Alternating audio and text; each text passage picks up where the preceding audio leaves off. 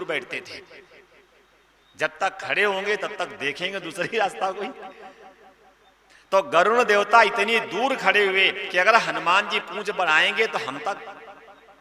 दूर से कहा, हनुमान आपको श्री राम ने बुलाया है। जैसे राम जी का नाम सुना तो हनुमान जी नाचने लगे। देखो ये है निष्ठा। और हम लोग तो दल बदलू हैं, खड़े हैं, समझे नहीं आता कौन तुम्हारे इष्ट है। सावन आ गया, बम बम, भादव आ गया, गणपति बप्पा, कुमार आ गया, जय माता की। समझे में नहीं आता कि कौन हमारे हैं इष्ट। तुलसीदास जी वृंदावन में गए, बोले प्रणाम करो, बोले नहीं करूंगा। तुलसी मस्तक तब नवै धनुष बाण लो हाथ। मैं प्रणाम तब करूंगा जब मुरली को छोड़ करके और धनुष बाण को हाथ में लो। इसे कहते निष्ठा। सम्मान सभी का करना चाहिए और निष्ठा एक में रखनी चाहिए। अंत में प्रभु को मुरली छोड़नी पड़ी और धनुष बाण ग्रहण करना पड़ा। तो इधर भी वही हुआ। ये है निष्ठा। वो सिर नहीं जो हर दर पे झुक जाए, और वो दर नहीं जहां हर सिर न झुक जाए। इस सिर को हर जगह झुकाना नहीं चाहिए। और सच्चा दर माने ईश्वर वही है जिसके सामने सब झुक जाएं। वो सिर नहीं जो सब दर पे झुक जाए, दर नहीं जहां सारे सिर न झुक जाएं। राम जी का नाम सुना, नाचने लगे, मेरे प्रभु ने बुलाया, मेरे प्रभु ने बुलाया, मेरे प्रभु ने बुलाया। गरुण देवता ने सोचा अब मार नहीं पड़ेगी।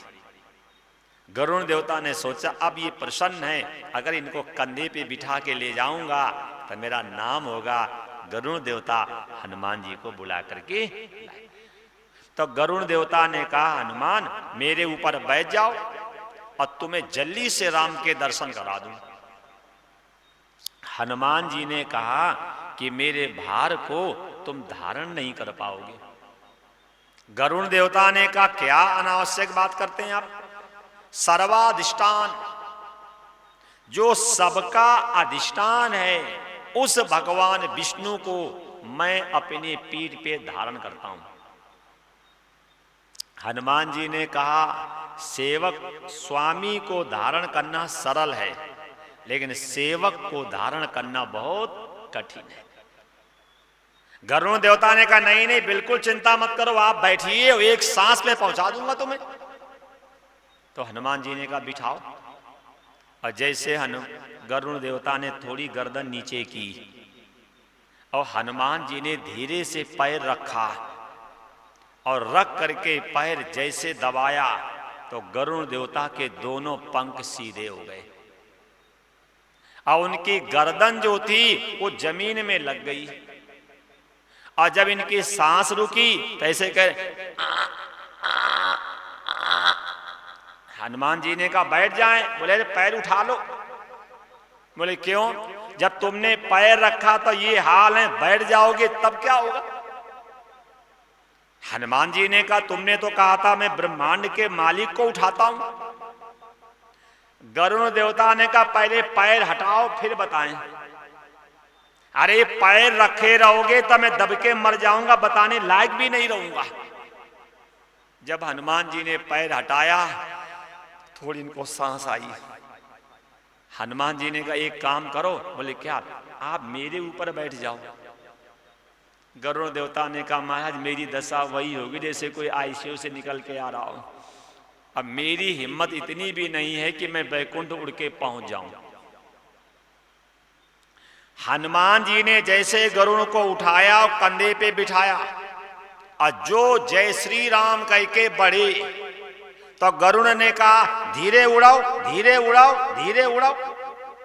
क्यों, बोले मैं गिर पड़ूंगा। हनुमान जी ने क्या किया, उसको पकड़ा और पूंछ में घुसेरा और गांठ लगा ली। अब भागे जा रहे हैं श्री राम जी के दर्शन करने के लिए। विष्णु भगवान ने चक्र से कहा, गेट पे रहना, जब तक मेरी आज्ञा ना हो तो अंदर किसी को आने मत देना। तो चक्र गेट पे खड़ा था, हनुमान जी को राम जी के दर्शन करने थे। तो जैसे हनुमान जी अंदर घुसने लगे, गरुण तो थे ही नहीं, चक्र ने रोका, आप अंदर नहीं जाओगे। हनुमान जी ने सोचा व्यर्थ में समय कौन बर्बाद करे, उठाया और बगल में दबा लिया। अब कौन इनसे सिर मारे, उठाया और बगल में दबा लिया। अंदर घुसे दर्शन के लिए, तो विष्णु भगवान ने लक्ष्मी जी से कहा कि मैं तो राम बनने जा रहा हूं, और अगर इज्जत चाहो तो तुम सीता बन जाओ। लक्ष्मी जी ने कहा दुनिया मेरी पूजा करती है, दुनिया मेरी आरती करती, दुनिया मेरी बात मानती। विष्णु भगवान ने कहा दुनिया पूजा करती है लेकिन हनुमान तुम्हारी पूजा नहीं करता है। विष्णु भगवान ने तो राम का रूप ले लिया, और माताओं में एक जिद की बीमारी नहीं होती, बाल हट, राज हट, तिरिया हट। इसीलिए हमारे संत कहते हैं कि मकान बनाता मिस्त्री और घर बनाती स्त्री। अगर घर की गृहिणी सही नहीं है तो कभी भी घर बन नहीं सकता। इसलिए अगर भगवान राम ने हाथ उठाया है तो सबसे पहले स्त्री माने ताड़का पे हाथ उठाया है। अगर भगवान कृष्ण ने हाथ उठाया है तो सबसे पहले स्त्री माने पूतना पे हाथ उठाया है। इनसे पूछा गया कि तुमने सबसे पहले स्त्री पर हाथ क्यों उठाया, तो जवाब दिया संतान, संस्कार और संस्कृति। संतान देने वाली, संस्कार देने वाली, संस्कृति देने वाली मेरी माताएं हैं। और जहां से संतान संस्कारहीन, चरित्रहीन पैदा हो रही, हमने सबसे पहले केंद्र माने फैक्ट्री बंद कर दी। जहां से राक्षस पैदा हो रहे हैं, अगर ताड़का को मारते ना तो पता नहीं कै मारीच और स्वभाव पैदा कर देती। तो भगवान शिक्षा दे रहे हैं, जहां से संतान संस्कारहीन, चरित्रहीन पैदा हो रही, सबसे पहले उसे केंद्र पे आघात करना चाहिए। मैं भी यही चाहता हूं, ज्यादातर माताओं पे तो आघात करता हूं कि शायद अगर ये सही हो जाए तो घर अपने आप स्वर्ग हो जाए। क्यों? संतान देने वाली, संस्कार देने वाली, संस्कृति देने वाली हमारी माताएं हैं।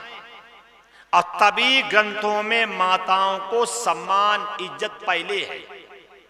क्या बोलते हैं? त्वमेव माता च पिता, पहले मां है। वेद में भी आया मातृ देवो भव, पितृ देवो, पहले मां का दर्जा है। मानस में था मां नहीं मात पिता नहीं देवा, क्योंकि पहला गुरु है मां। अगर पहला गुरु डिस्टर्ब है, अगर पहला गुरु विक्षिप्त है, तो उनके बच्चे कभी भी शिक्षित, संस्कारित हो नहीं सकते। और इस जमाने में पहला गुरु ही बिगड़ा है। पहला गुरु तो इतना बिगड़ा है, घर में कोई फंक्शन होगा तो सबसे पहले भाग करके ब्यूटी पार्लर जाएंगे। पहले घरों में कोई फंक्शन होता था तो नाचने वाले बाहर से बुलाए जाते थे और बनाने वाली घर की होती थी। और इस जमाने में क्या हो गया कि बनाने वाले बाहर से बुलाए जाते और नाचने वाली घर से जाती है। पहला गुरु ही डिस्टर्ब हो गया।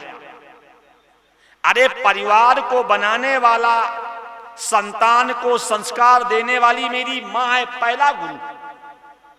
और अगर पहला गुरु बिगड़ गया तो वो घर कभी संस्कारित हो नहीं सकता। देख लो, कुंती संस्कारित थी तो उसके 5 बच्चों के नाम अमर हो गए। और गांधारी ने संस्कारों के नाम पे पट्टी बांध ली थी। बताओ, जिसके आंख हैं वो भी पट्टी बांधे। दशा तो मेरी भी आपकी यही है।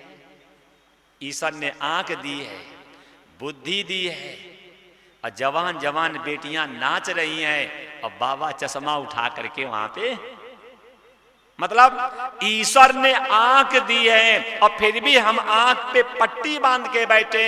तभी तो घरों में सब पैदा हो रहे हैं दुर्योधन।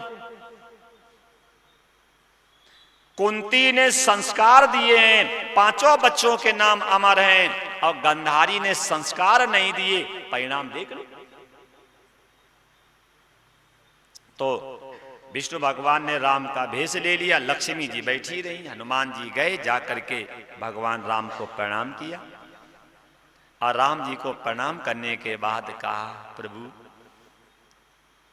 मेरी मां सीता जी को छोड़ करके ये चंचल प्रवृत्ति की स्त्री कहां से ले आए? जब आपने विवाह के समय एक पत्नी व्रता का संकल्प किया था, और मेरी मां को छोड़ करके ये चंचल प्रवृत्ति की स्त्री कहां से ले आए? लक्ष्मी जी के तो आंसू आ गए। न प्रणाम कर रहा, न सम्मान कर रहा, उल्टा व्यंग मार रही, चंचल प्रवृत्ति की कहां से ले आए? जैसे लक्ष्मी जी उठ के चलने लगी, भगवान ने इशारा किया, बैठो, जाओ मत। भगवान ने कहा, जय विजय। बोले हां, जरा पता लगाइए गरुण देवता कहां है। आप किसी व्यक्ति को दाहोद में भेजो रिसीव करने के लिए, और जिसे रिसीव करने जाए वो तो आ जाए, और जो रिसीव करने जाए वही ना आवे। तो विष्णु भगवान ने जय विजय से कहा, जब पता लगाओ गरुण हैं कहां। वो हनुमान जी को लेने गए थे, हनुमान जी तो आ गए, वो नहीं आए। तो जैसे जय विजय बाहर निकलने लगे, हनुमान जी ने कहा, जाओ मत, वो ही हैं। कहां? बोले रुको तो।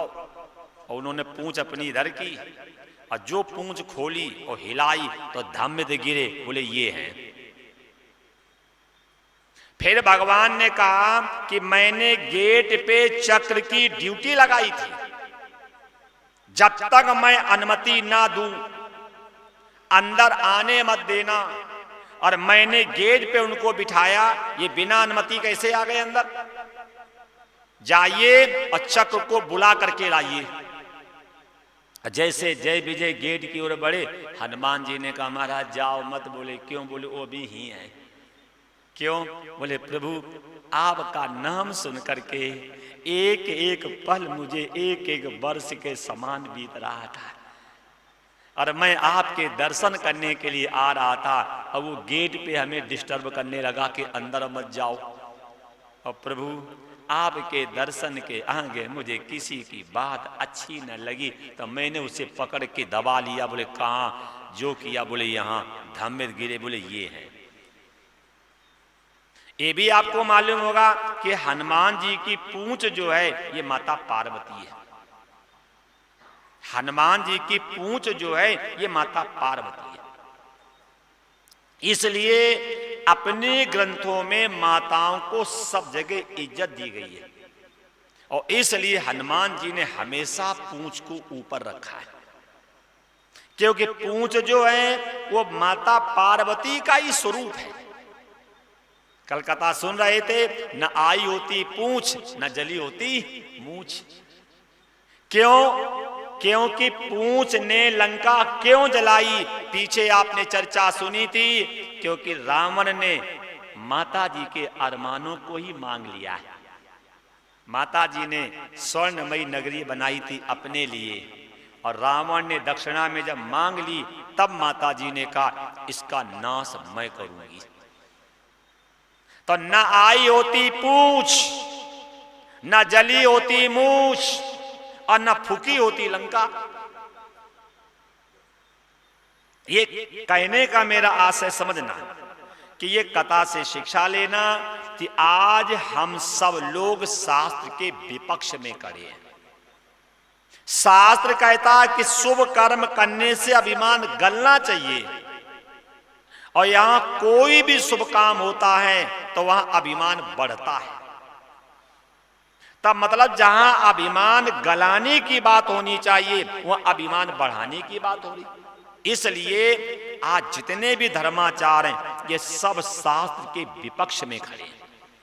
अब बताओ समाज की दशा और दिशा सही कैसे हो?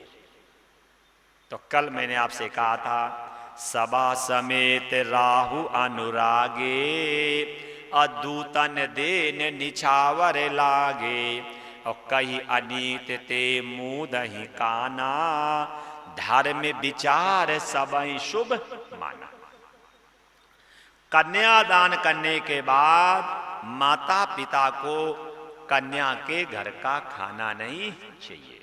आप ये कहें कि हम 100 रुपया का खाते हैं और 500 रुपया दे करके आते हैं, इसका मतलब ये है कि आपने अपनी बेटी को किसी होटल में दिया है, क्योंकि ये होटल की परंपरा है खाओ और पैसा दे करके आओ। क्यों?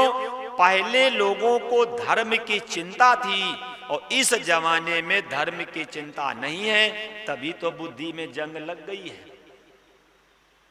भाई किसी भी बर्तन को साफ नहीं करोगे, मान लो कमरा है आपका हाल, आप इसमें शीशे लगवा दो, कहीं से भी हवा आने का स्थान ना हो। अगर आप 1 महीने के बाद 15 दिन के बाद खोलोगे तो इसमें धूल आएगी कि नहीं आएगी? अब हवा नहीं आ रही, धूल कहां से आ गई? ऐसे ये भी तो कमरा है। अगर छोटी छोटी बातों पे धर्म को अपनाओगे नहीं तो इसमें धूल जम जाएगी, अंतःकरण दूषित हो जाएगा, ईश्वर चर्चा समझ में आएगी भी नहीं। पहले हमारे जो बुजुर्ग लोग थे वो छोटी छोटी बातों पे ध्यान देते थे और इसलिए उनका अंतःकरण शुद्ध था और संत और शास्त्र की बातें समझ में आ जाती थी, मान लेते थे, मुक्ति पा लेते थे। लेकिन आज हम लोगों का अंतःकरण इतना ज्यादा दूषित हो गया है कि शास्त्र की बातें समझ में आती नहीं। दशरथ जी ने जब ये सुना, विचार किया, जिस राज्य के दूत इतने संस्कारित हैं उस राज्य की कन्याएं कितना संस्कारित होंगी।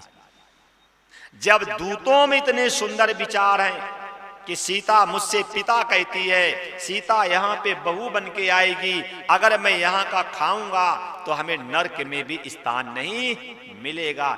दशरथ जी बड़े प्रसन्न हुए कि जहाँ के दूत इतने संस्कारित हैं वहाँ की कन्याएं कितनी संस्कारित होंगी। इसके बाद गुरु जी से मंत्रणा की गई है, रात भर बारात की तैयारी की गई है। जिन सेवकों से दशरथ जी ने कहा कि तुम अयोध्या की देख रेख में रहोगे, तो उन्हें ऐसा लगा जैसे उनके कंठ पे किसी ने कुठार मार दिया। ये तो शायद कभी कभी अपने ऊपर भी हो सकता है। बारात कहीं जा रही हो, कह दिया जाए कि तुम घर रखाना, तो भले वो ना बोले लेकिन अंदर अंदर दुखी होगा कि सब लोग तो विवाह के लड्डू खाएंगे, हम यहाँ गेट रखाएंगे। और हो सकता है कि विवाह से अच्छी सुविधा घर में हो, लेकिन क्या करोगे, एक प्रवृत्ति बनी है, एक प्रवृत्ति बनी। तो जिन राजनीति भी तो यही था, जब सब लोग वहां चले जाएंगे